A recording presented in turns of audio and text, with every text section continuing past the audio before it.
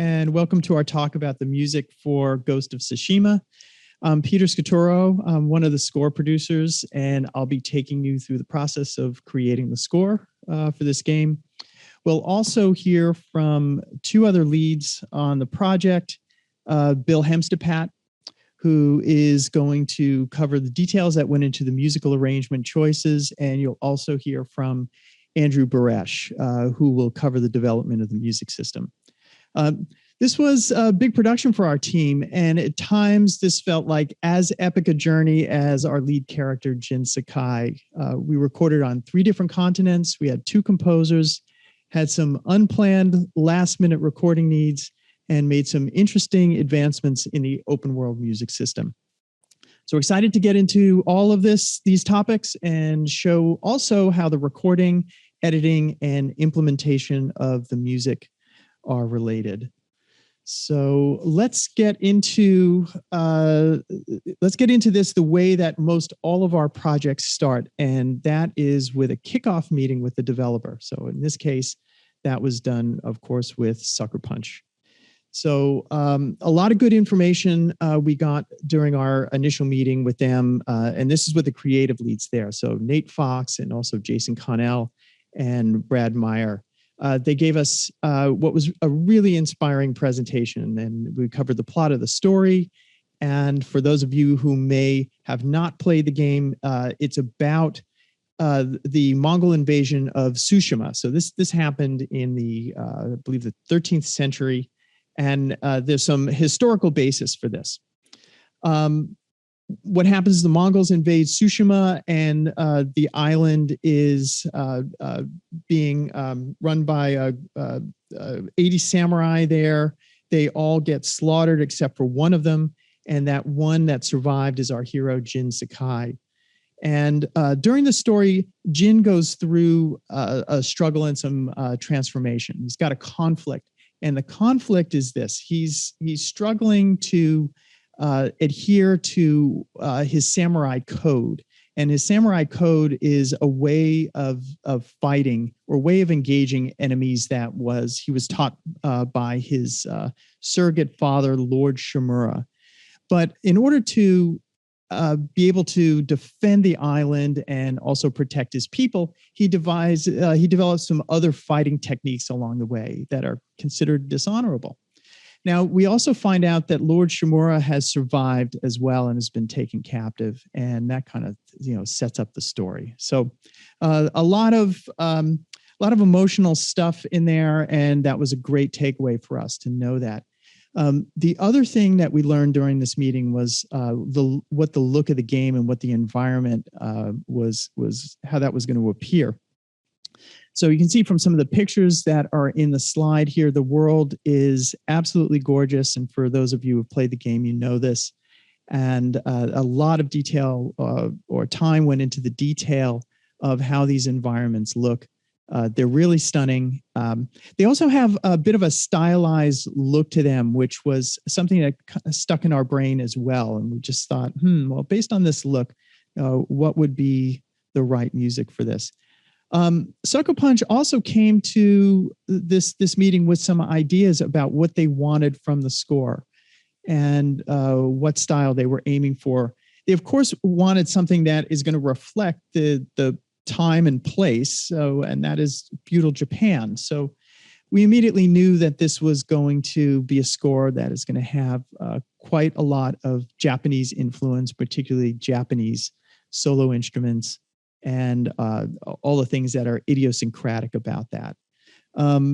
We also knew that, or they let us know that they wanted the score to for the most part, be very minimalist and be very sparse at times. And they were not afraid of that at all. In fact, they were really looking for that kind of execution from the music.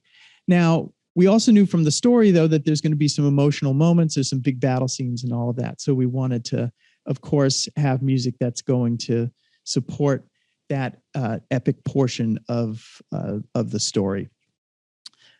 So armed with all of this, we got on to what the next phase of our work is, and that's to look for a composer, or in this case, composers that would be right for for this project.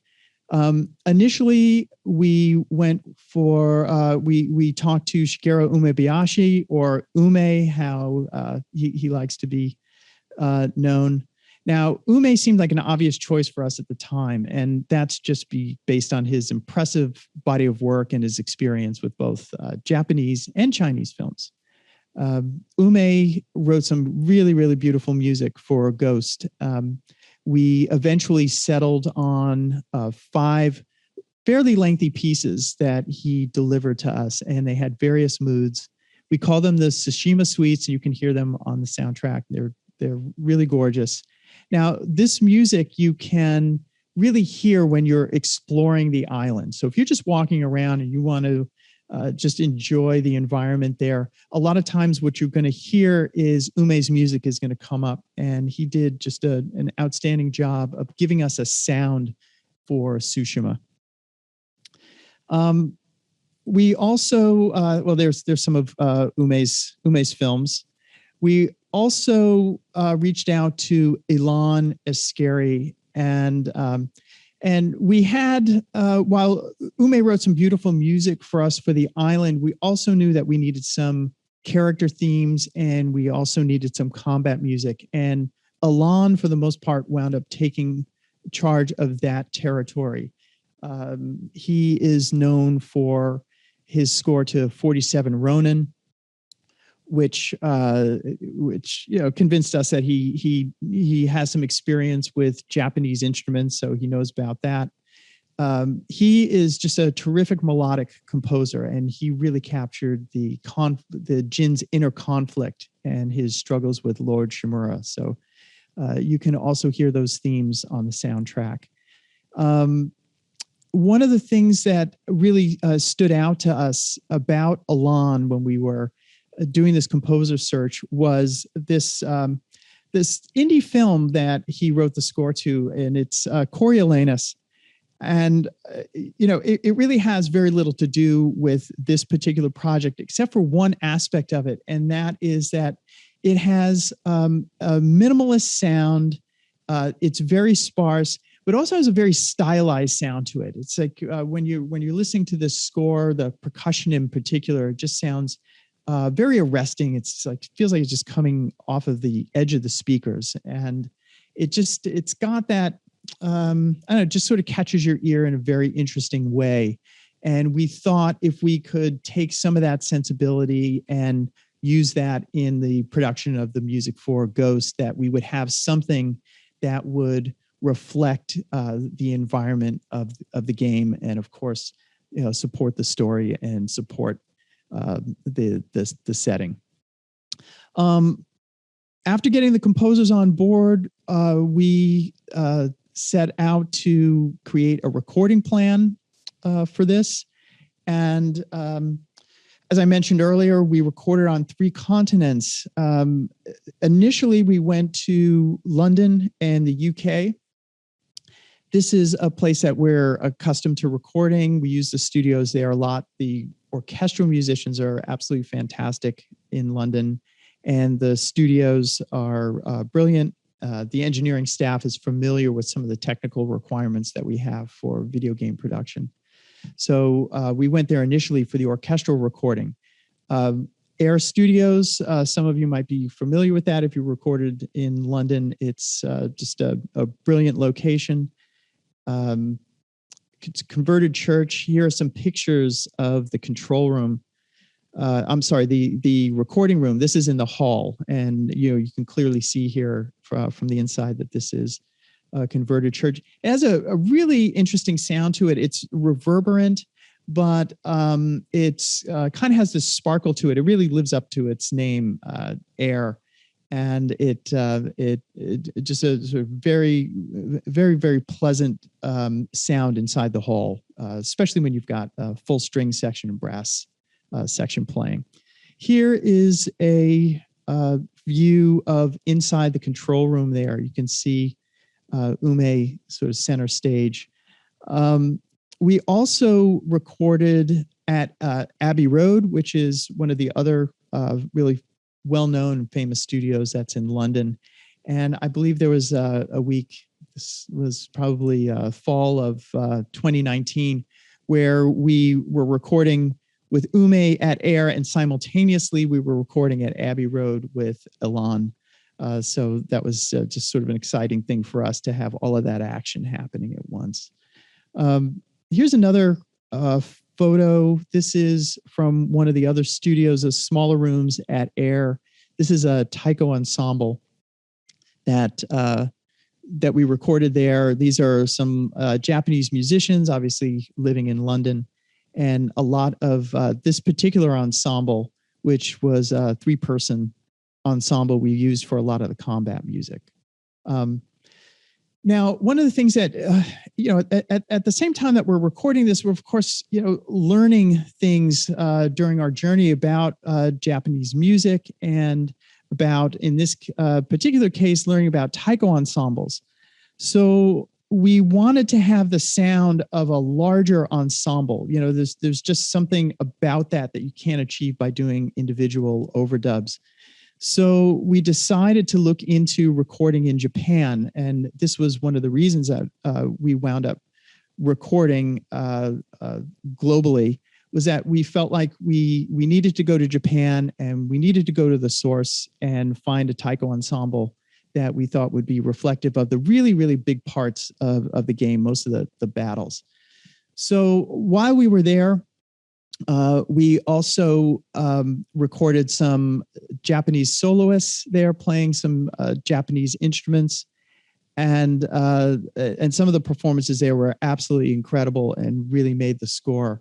This is Oyama-san playing the shamisen, which is as you can see, kind of like a Japanese sort of guitar. It sounds a little bit like a banjo. It's got its own unique sound though, and you know it when you hear it. This is Sogawa-san, who was just a master shakuhachi player, and just could not play a bad note. It was just absolutely thrilling just to hear him play. He was incredible. This is Yamada-san, who played the koto and also the bass koto. And again, all of these masters at Japanese instruments. This we also had a scene in the game where it was a funeral scene, and we wanted to have some monks singing during this funeral scene. So we were very lucky to have these 2 monks who did some chanting for us. They were actually from a Buddhist sect called Nichiren. And there's historically this sect actually connects to the place in Japan where the Mongols originally invaded. So it was interesting to get that kind of level of authenticity there. So really happy and delighted about that. This is a taiko ensemble, as I mentioned, that we had. This was an 8-person ensemble, and the sound in the studio for this was really thunderous, and really terrific. Really kind of captured that power that you hear in a lot of Japanese music, or that use a taiko ensemble of this size. So that's just a little bit about the recording process and what we did. I want to hand it over now to Bill, and he's going to do a deeper dive into some of the creative and technical arranging that we did and how that relates to our music system. So over to you, Bill. Cool. Thank you so much, Pete. Hi, everyone. My name is Bill. Thank you for watching this video today. Now that we have talked about how the music was created, and Pete gave a really great run through of our recording process, and it was really actually one of my once in a lifetime experience that I got to be a part of those recordings. Definitely something that I won't forget anytime soon. But now that we've talked about that, let's look at in general what we have to do with them afterwards. As an arranger of the project, I'm mostly going to focus on the creative and technical arranging aspect of it. And I will elaborate as to why I have to be so specific to call out the creative and technical terms separately. We'll understand that soon. But there's a huge bulk of work that our team, myself and a few other folks on our team, that is kind of the bread and butter of what we do. And there's a big bulk of work here that we do before the music even gets implemented into the game. But first, let's explain a little bit about where somebody like myself kind of sits into the production here. As you can see, I'm kind of slotted somewhere in the middle of music production and implementation and testing. The role that I play is to kind of act as a bridge between the composers of the game and the game itself, making sure to adapt what's written and recorded and making sure that to see the composer's vision through in the game. But at the same time, the reverse is also true as well, where I'm constantly coordinating backwards about the feedback from our early implementation and the prototypes, which help inform what needs to get produced and recorded further. This is very, very important, actually, especially in creating systemic music. We had designed this system and directed a composer to write a specific way. And then we put that in the game and realized that, oh, it's not working quite as well as we thought it should. What do we do then? The music's already written and recorded. But, well, like, this is kind of what game development is, right? There's a lot of iterative process and a lot of iterations. It's bound to happen, but really it's how we tackle the iteration process that's really key to success here. And we'll talk about that specifically in this talk. All right. So first off, let's actually talk about the three main pillars of the experience that makes up Ghost of Tsushima as a whole. And I think more specifically, we want to focus on the golden path, which is what we call for like the critical path storyline, essentially. And it's okay, by the way, if you're not getting the picture right away. There are some examples that will come in after this, but I just want to walk through these and then we'll explain more of them as we go. So first off is the cinematics, and a lot of people call these cutscenes, right? These are very non-linear. It plays like a film from top to bottom. And our main approach here, like what Pete said earlier, is we try to execute Sucker Punch's brief on creating a minimalistic Japanese aesthetic, as well as providing some epic story moment.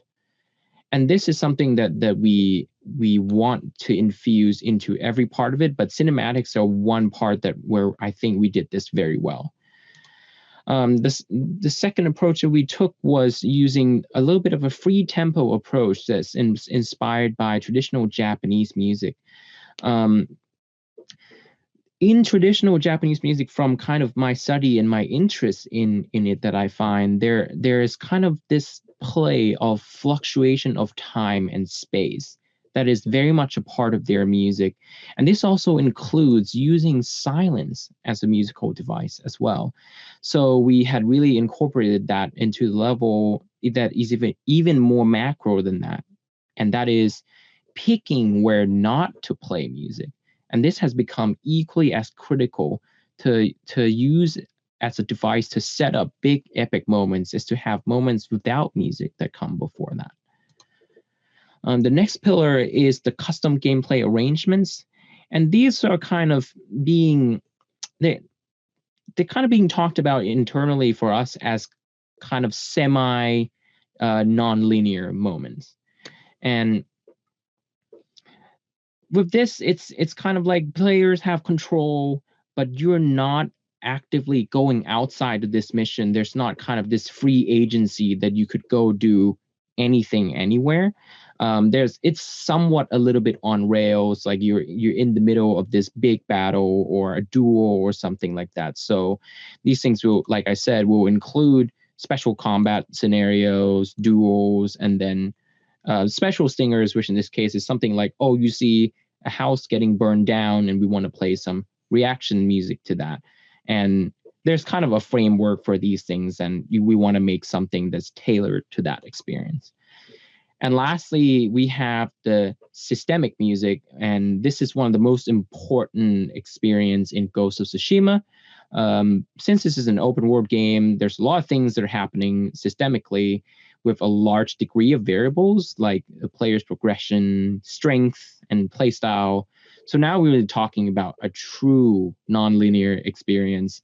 And this includes the music encounter system, which Andrew is going to touch upon. This is one of the very deep subjects of this. The music encounter system takes care of how we score combat in Ghost of Tsushima. And combat is a really large part of Ghost of Tsushima. Next up, we also have the exploration mood system. And this is something that the players will hear as they walk through the game. And this is something that we spent a lot of time on as well to make sure that throughout the 30 hours to even 60 hours of experience that you would never get tired of what this is. We'll show you some examples for this. And lastly are just little stingers that are specifically tied to mechanics in the game, like the fox shrines, the haiku mechanics, the onsen, the shrines, pillars of honors, and stuff like that. So we won't dive into every little stingers today, but just know that this is something that we use to score the game as well. So first off, what's one of the most important thing that we need to get right away in order to execute all those three main pillars? And the first thing is some really wide stemming. And this is partly why I attended all the recording sessions, because we not only want to split as many instruments as we could, but we also want to make it make sense musically. For example, if the strings are playing something in unison and they sound really good and big together, they should play together by all means. It's not that like, oh, violins have to be split, violas have to be split. This is split musically by the musical devices that they play and the different colors that we have in the score. As you can see in red, there's some taikos there. In blue, there is some Japanese soloist instruments. And in green and yellow, there we have orchestras, strings, and brass there. But if you look closely at the bottom, there are stems that are muted. There's actually a label here that is too small, you can't see, but it's actually called the additional soloist stem. So what are these really? Let's talk about that for a little bit. And this is the last continent of recording that we did actually, which is in our home soil in the US, and completes the 3 continental recording thing. So first of all, why did that need to be done? Like I said earlier, the iterative process and how we tackle the iteration is very important. As we played the game, we realized that the game is way bigger than we thought. There's more content, and with the player's free agency to go do anything, you end up spending more time in the game in general, which is a great thing. But we find that systemically,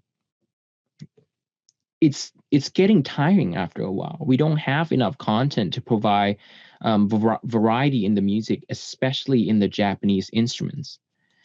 Next thing is also that the game's minimalistic approach also means that the orchestra has to be used sparingly.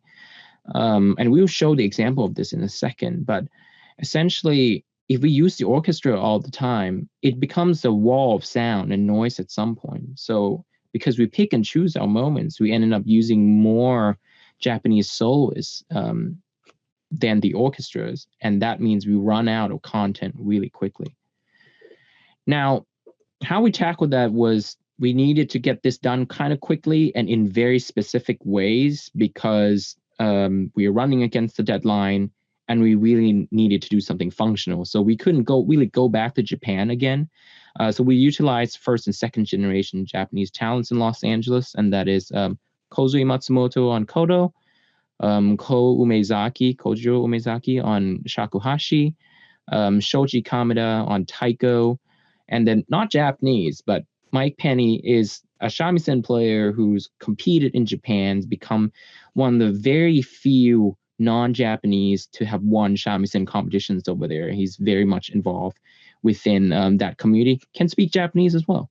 And lastly, we have a solo cello recording as well.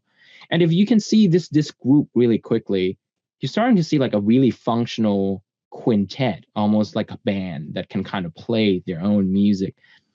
And with this, I have decided that we're going to build upon existing pieces of music. And by existing pieces of music, this is specifically Ilan Eshkeri's combat music. We know what we're missing now from playtesting the music in the game, and we've done a few iterations of the implementation, tried different ways, and we know now that what kind of content we're missing, which is that kind of the medium intensity level of combat, where like we can go really light, we can go really big with the orchestra, but what's going to be there in the middle?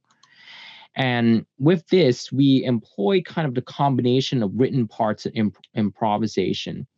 By written parts, I mean that we might be literally doubling the orchestral parts with this quintet, and at the same time, making kind of almost like an alternate arrangement. Instead of playing the full orchestra, we'll now play using this small 5-piece band that we put together to play and execute that arrangement.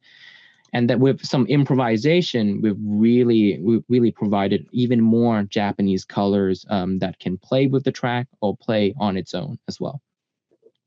So with this, we came up with a very targeted recording plans. There are some parts that are written. There are some free-form improvisation that's set to be played with a certain track. Let's look at how the recording went down. Here's Kozue, and then Mike Penny. We did it all here at PlayStation Studios. We brought them in, and then each of them spent a day with us. And then we also went to Capitol Studios in Hollywood to record some taikos. We ended up using a lot of this for Legends Mode, which is the multiplayer expansion that came out a few months after the game released. All right, now that you've heard a lot of and see a lot of wall of text and a lot of what I did, let's actually hear what I did. So first example here is I want to play a minimalistic scoring cinematic that I've been talking about how we're saving the orchestra and we have just very few Japanese instruments. We use a free time approach, and we use some silence to create some tension. Let's see what this sounds like.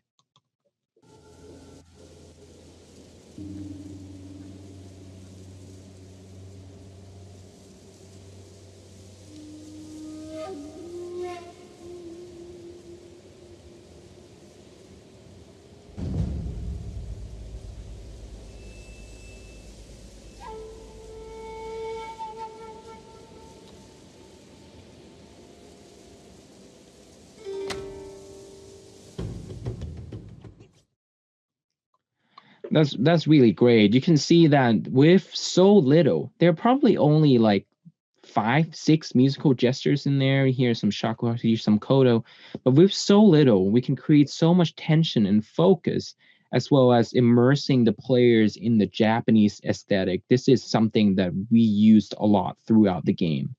But now let's look at the stark contrast of that. Here we have a scene, a very important story moment where Jin is announcing that he's embracing and fully becoming the ghost rather than being adopted as Shimura-san. And this is one of the really bigger moments where we've used the orchestras to really give some weight to the scene and make it even more gut-wrenching than it was. Let's hear that. Renounce the ghost. You must blame her for this outrage. Tell them you are Jin Shimura, loyal servant to the Shogun. My heir. My son.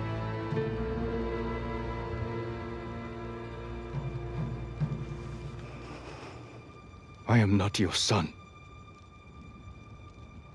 I am the ghost.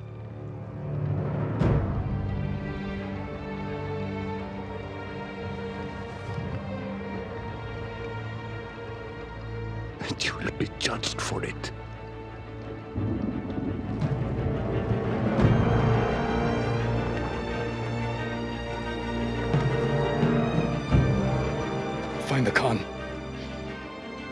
Jin.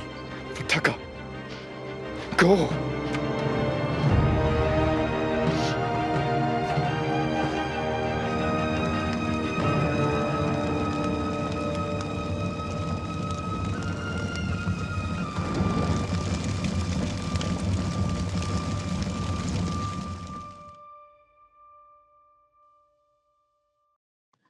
You can just see how much weight the orchestra can actually give a scene like this, and what a stark contrast it is to a previous scene, and how effective it is to not hear this so often, but when it comes in, you really do feel that this story moment is very special.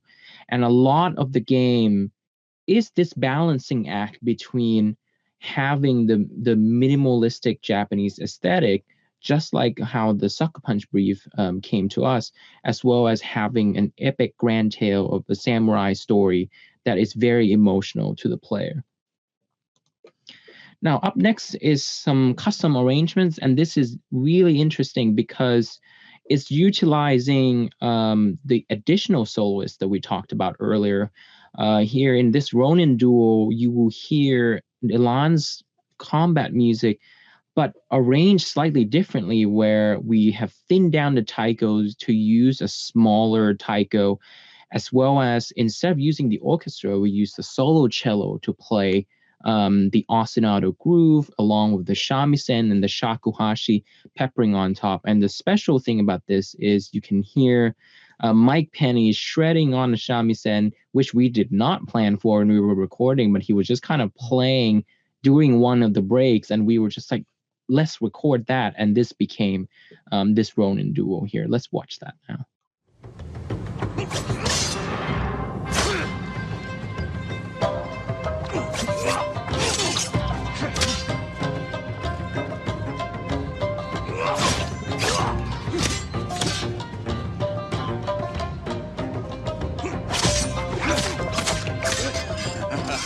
Ryuzo's stories don't do you justice. They never did.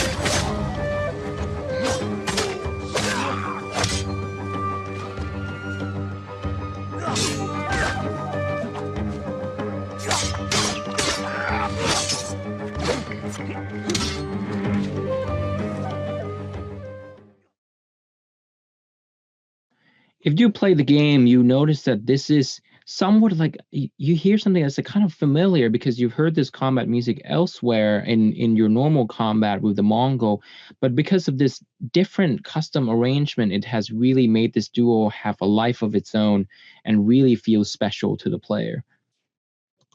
Now, lastly, I want to give a little bit of an intro on the systemic music before I hand it over to Andrew. And this is the exploration mood system that I was talking about earlier. But the exploration itself, it is one state out of the many states of our much larger open world system. But I will be focusing on just the exploration part for now. And then, like I said, Andrew will take us through the rest. So we've gone through a lot of iterations of how do we want the players to feel if they're just walking in exploration mode and explore the world. There's got to be a little bit of this tranquility and serenity of the Tsushima island, but as well as immersing you in this Japanese samurai fantasy, making you really feel like you're in feudal Japan. Again, just trying to execute a Sucker Punch's brief. So what we came up with was kind of these multiple playlists of short musical segments that will play depending on your location, time of day, and progression. Let's actually just go ahead and look at this video, which will help demonstrate this even further.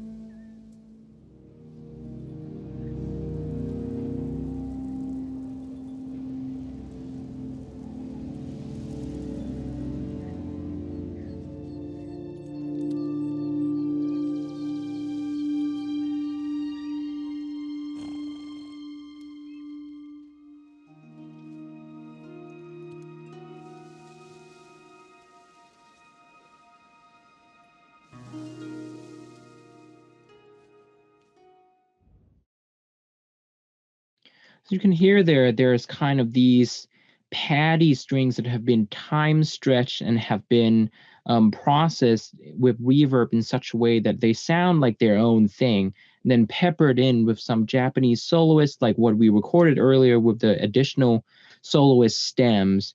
And then with the variety of the states that we have, you could walk around in this world for 30 hours, 60 hours, and you'll never get tired of this exploration music. It's really become one of the things I personally really enjoy playing the game, just to hear this explore music. And that wraps up my section of it. Like I said, this is a much bigger system, and the next up part of it, which is what we call the music encounter system, will be touched upon by Andrew Buresh. Thanks, Bill. So we've heard a little bit about how the music for Ghost of Tsushima was conceived and recorded. We've heard about, some of the cool custom arrangements that we put together for some of the story-based content in the game. But what about the open world? Ghost of Tsushima is an open world game after all. And while we would like to go through and hand score every single encounter you can possibly get into in the game, you just can't do it. There's not enough hours in the world to do that. So we need to build a system that can understand what's happening at any point in the game and scale the music appropriately for the action that's on screen. So for Ghost of Tsushima, we call that system the music encounter system. It's on by default. It can be overridden when necessary, and it's responsible for scoring the bulk of the open world experiences you're having in the game, and even a lot of the story-based experiences as well. So how does this system work? Well, it consists of a number of different states. These states are changed based on a couple of different criteria from the game, namely the distance between Jin and any nearby enemies, and the awareness states of those enemies.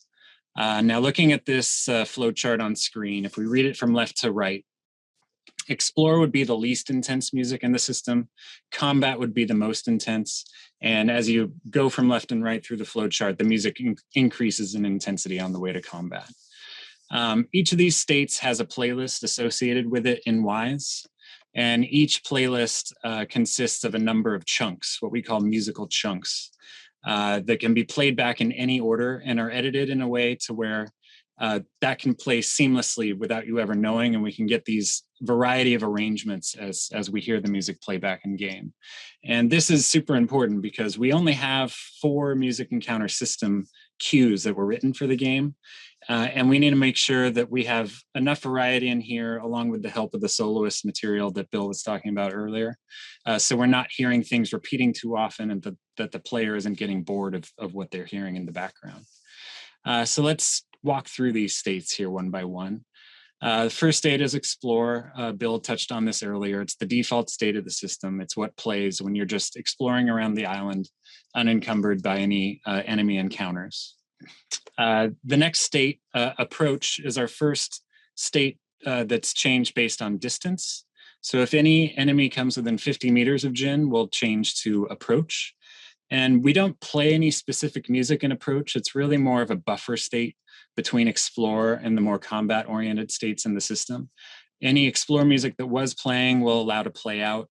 And maybe more importantly, we make sure no new Explore music starts playing. This fixes a problem I've wrestled with on previous systems I've built for other games, where we know we're near some enemy encounter, but not close enough to trigger the music for that encounter. And just as you're about to enter, this beautiful piece of Explore music starts playing, and just as it's welling up, it gets interrupted by the combat music. And I just wanted a way to control that from happening. So we implemented this approach state in between. Before we go on, I want to take a closer look at how we are measuring these distances in game and deciding when to change between approach and infiltrate, which is another distance-based state. So on screen here is a screen capture from the game with our debug display up. I've highlighted some of the debug circles so they're a little more visible on screen. But you can see we have Jin here in the middle, and then he has 4 concentric circles drawn out around him. And these are the radii, the distances at which we are choosing to change states for approach and infiltrate. So here's just another view of it. So you might be asking yourself, well, why are there 4 circles here? Shouldn't there just be 1? You just need the 1 line to know whether we're in the state or out of the state. And this solves an issue I'm sure we've all run into playing other open world games. You're sneaking up to an enemy area, the tense encounter music starts playing. You sneak away a little bit, it stops playing. You sneak a little closer, it starts playing again. And you can sort of play with the system, turning it on and off, listening as it's ping-ponging back and forth between states. In this case, there's one invisible line that's saying, on this side, we're playing the music, on this side, we're not playing the music. And we wanted to avoid this for Ghost of Tsushima. So we ended up implementing 2 different radii for each of the states, infiltrate and approach. One sets the state, and a different one removes the state. So let's take a look at this in the case of approach. As I said, we set approach if an enemy comes within 50 meters of Jin. So we see we have our Mongol enemy there in the bottom left. He's outside of the outer circles. So we're in Explore. If he moves within 50 meters of Jin, so inside that inner yellow circle, that's when we'll change to approach. Now, to change back from approach to Explore, that same Mongol would have to move 60 meters away from Jin. So we have this 10-meter buffer between the radii, and we've now eliminated that ping-ponging issue where somebody could find that line and walk back and forth across it, changing the music really quickly. And we really feel like this helps smooth out any musical anomalies in our music system. So back to our flow chart here, we're in approach. The next state in the system would be infiltrate.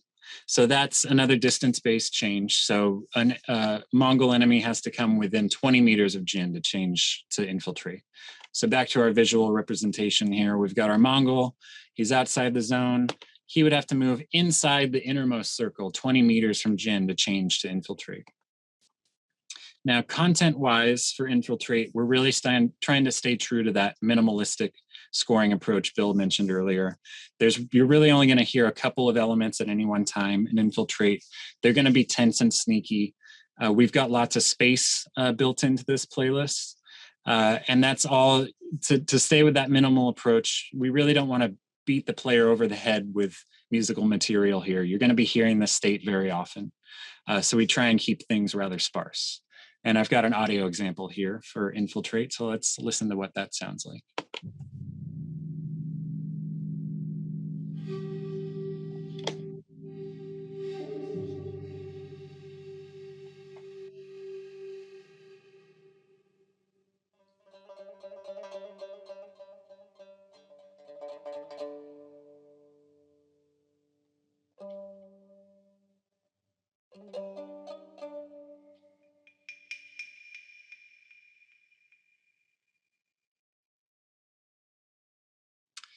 So that's infiltrate, really sort of sets that mood of sneaky infiltration as Mongols are nearby. So the next state, well, actually, before I go there, there's 2 places where infiltrate can go from here. First would be standoff. This would be if a player entered into a standoff with a nearby enemy. We're not going to dive too much into this today. Suffice to say that it exists. It has its own music, but we're going to move on to the next state in the system itself. Which is alarmed. Now, this state changes based on the awareness level of the enemies in the encounter area. An enemy will go into an alarm state if they have a sense that there's a threat nearby, but they haven't really identified where it is yet. Maybe they've heard Jin running around through a camp. Maybe they found a body in a yurt somewhere, or you fired an arrow and missed your shot. They know somebody's around, but they want to go and search and find where they are. This heightened level of search that an enemy might go into causes a change in the music as well. Content-wise, we're still staying rather sparse here, but we will add a few more elements, remove some of that space that might have been an infiltrate, add some more rhythmic elements just to up the excitement for this change in awareness of the Mongols that are in the area. So I've got an audio example here of alarm that we can listen to.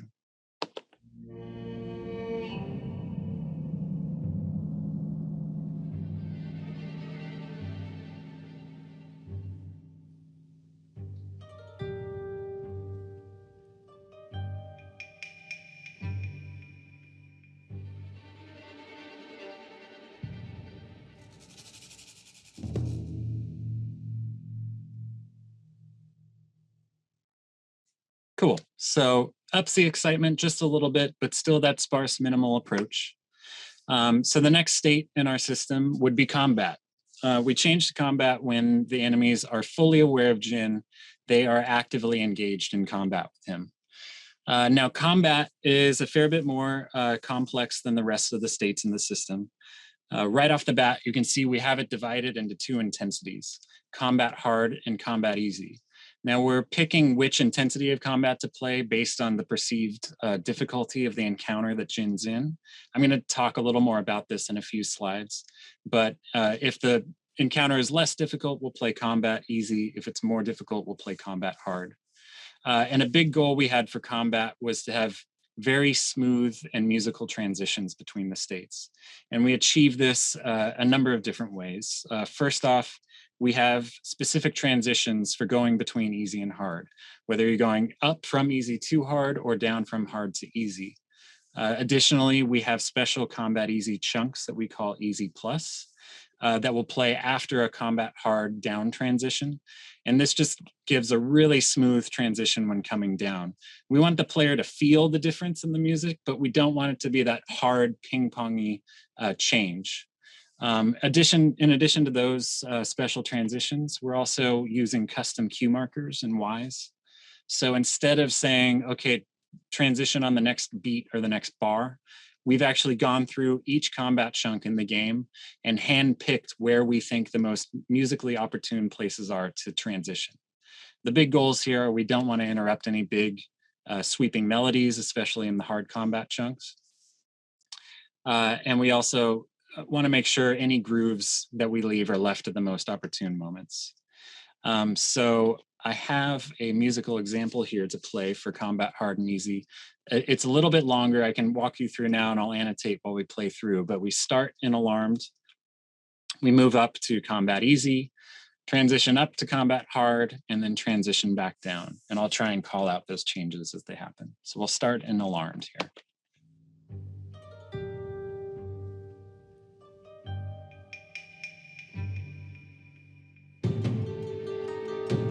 Now we're transitioning to combat easy.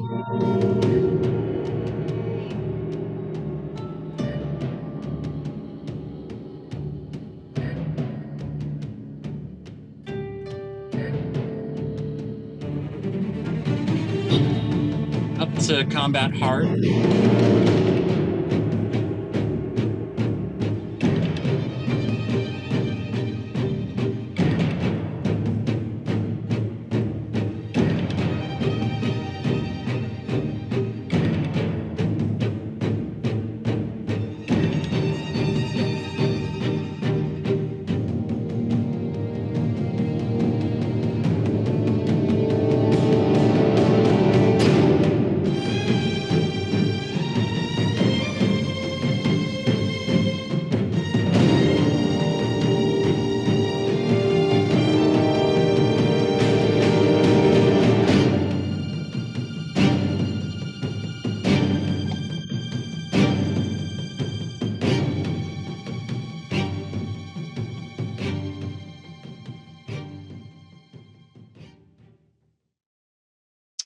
Great. And I did want to touch on the content that we have in each of these playlists. So Combat Easy is more of that minimalist approach. We're kind of falling back on that quintet Bill was talking about of the more Japanese traditional instruments, maybe the smaller taiko ensembles, perhaps solo cello instead of a full string section, whereas Combat Hard will be a little denser. We'll have those full orchestral sections playing together, the large taiko ensembles, all the big drums, which really gives us that difference in intensity to play with when playing in combat. So we're not just hitting the player with the same combat music every time. Just gives us that variety to play with. And finally, rather self-explanatory, we've got our combat end tag. This will transition us out of our combat material into one of the lower states, depending on how you've exited. If you've killed all the enemies, we'll go back to explore. If you've just snuck away, we might go back to infiltrate or alarmed if there are enemies still around. And I wanted to circle back. We saw a slide earlier in Bill's presentation of the wide stems, a screenshot from Pro Tools. This is what that same Pro Tools session looks like after our editors have edited everything for one of these music encounter systems. So this has all of the infiltrate chunks, all the alarm chunks, all the combat easy and hard, all the transitions, and you can really see the level of detail we're going to. We're using every one of those stems, making all sorts of different alt arrangements. Again, just really trying to make as much variety as we can to make it an interesting listening experience for the player. So I wanted to talk more about encounter difficulty in Ghost of Tsushima, how we are calculating it, and even how it's changing as you play through the game. Being an open world game, the player has free agency to go wherever they want, engage with content however they want. And there can be a specific issue inherent in this that we've noticed on the PlayStation Music team, and we were able to fix on Ghost of Tsushima. And that is that, you know, somebody might play 3/4 of the way through the game and then come back to an area around where they started fighting some easier enemies. Well, they're all leveled up. They have all sorts of weapon upgrades, more XP. They just know the game better. Those early encounters that you might run into are going to be a lot easier for those players. They're not going to take as long. They're not going to feel as dangerous. And we wanted to be able to scale the combat music that would play for those situations. So we asked ourselves, how do we tell how difficult a particular encounter is for one player versus another, depending on where they're at in the game? And we came up with this equation that I'm going to walk through here. So the first part of the equation, the sum of the encounter enemy values. Well, we started out by asking Sucker Punch for a list of the enemy types that were in the game. And we got this, roughly this list back. You can see we have a number of different tribes. Essentially, those tribes from 1 to 5, that denotes difficulty. You would have seen this as the color of outfits that the Mongols were wearing in the game. Tribe 1 Mongols were much easier to defeat than Tribe 5. And then within those tribes, we've got different enemy types. Melees are your grunt enemies. Ranged are your archers or enemies who throw things. The heavy enemies were the big brutes who were a lot harder to take out. We also have bandits, ronin, samurai, animals, and we wanted to go through and assign a number value to each one of these enemy types. And you can see we've done that here in this table. And roughly as the tribes get more difficult, that number goes up. And what happens when you get into an encounter is we look at how many enemies are involved. We compare against this list. Okay, we look at the intensity values for those enemies and we add those together to give a sense of, you know, how difficult or what's going on in this encounter enemy-wise. You can see next, we then divide by a number we call the hero factor. Now, the hero factor is the key to this equation. We did a lot of work trying to figure out how we were going to track how strong or how powerful Jin was to give us this idea of like how easy or hard an encounter might be. And we landed on this hero factor. Now, the hero factor is a number we only use for the music system itself, but it's based on a parameter from the game that we got from Sucker Punch called hero level. Now, this is an under the hood number in Ghost of Tsushima. I don't think you, the player, ever see this anywhere in the game. But roughly it tracks along with the XP that you're gaining as you are completing missions, completing side content, getting different upgrades, different armor. So it gives us a sense of how strong Jin might be as he progresses. But you'll see hero level, it starts at 0 and it goes up to 10. So there's 11 levels there. And that 0 to 10 split just made the math really difficult to work with and really unwieldy and kind of hard to hone things into a place that made sense. So right off the bat, we knew we'd have to convert this into some other set of numbers. And that's how we ended up with the hero factor. So you see hero level goes from 0 to 10. Our hero factor actually goes from 1 to 2. Much simpler to deal with in this equation especially. So we have our enemy encounter values, we divide by our hero factor, and that gives us a rough sense of the encounter difficulty. If we compare that to some combat thresholds that we've set, we can tell, okay, is this a hard encounter for this player, or is this an easy one? And then play specific combat music based on that result. So let's walk through an example here. We've got our equation. Let's imagine we're early in the game. We're just fighting a few Tribe 1 Mongols on the road, say 2 Tribe 1 melee enemies who have an intensity value of 12, 2 Tribe 1 ranged enemies who have an intensity value of 8. So 2 and 2 of each of those, we have 12 plus 12 plus 8 plus 8 gives us an enemy value of 40. Now, like I said, we are early in the game. Imagine we're just starting out. So we haven't really done anything. We're hero level 0. We can see this pertains to hero factor of 1. So we plug that in. We now have enemy value 40 divided by hero factor of 1 gives us an encounter difficulty of 40. Okay, that's cool. But what does this mean? We need to compare it against something, against our combat thresholds. So we see we have our thresholds here. Anything from 10 to 29 would be easy combat. And it's worth saying anything that is below 10 would get no combat music. We do have that option in our system.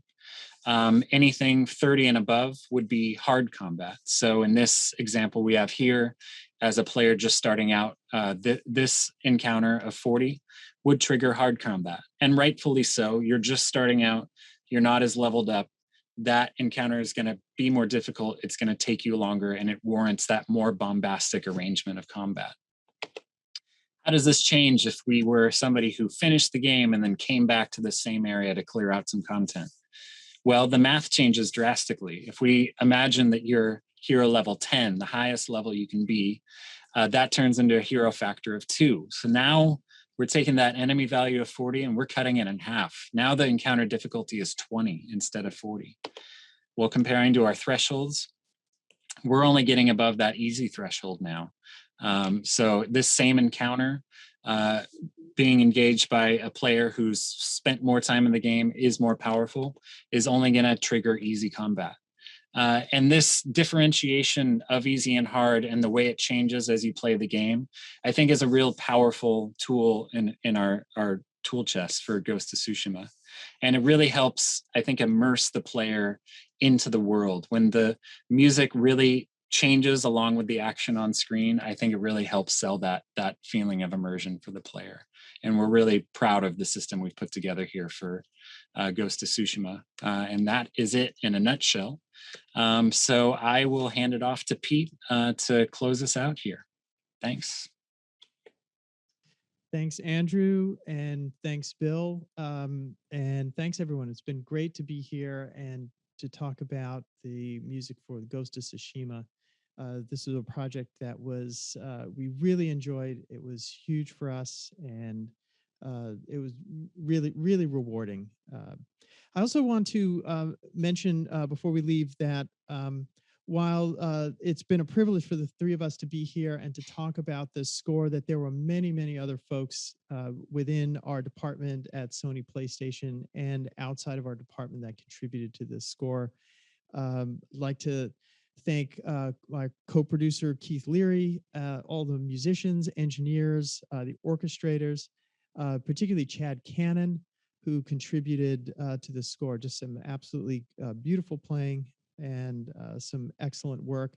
Thanks, of course, to Sucker Punch. They were a brilliant partner in this, and we really appreciate the opportunity to work together and collaborate on this. And of course, last and certainly not least, to Alon and to Ume for having written some absolutely beautiful music, really inspiring, and helped us to do our job at this level. So we're really grateful for that, and we really appreciate how truly special this project was and the music for it was. So thanks, everyone, and appreciate you watching our presentation. Thank you.